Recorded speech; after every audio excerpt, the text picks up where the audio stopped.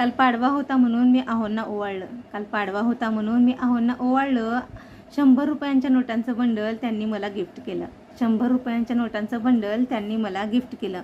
माझा आनंद द्विगुणित होण्याआधीच आहोंनी माझ्या प्लॅनवरती पाणी फिरलं. ह्या पैशातून तुला पूर्ण महिनाभराचा घरखर्च करायचा आहे असं बजावून सांगितलं. ह्या पैशातून तुला महिनाभराचा पूर्ण घरखर्च करायचा आहे असं बजावून सांगितलं. त्यावेळेस मला पाडव्यापेक्षा भाऊबीज बरी वाटली.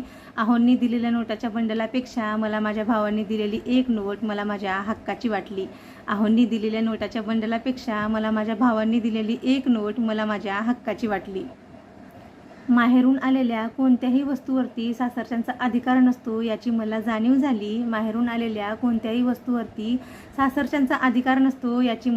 झाली. आहोंनी दिलेल्या नोटाच्या बंडलापेक्षा मला माझ्या भावांनी दिलेली एक नोट मला माझ्या हक्काची वाटली.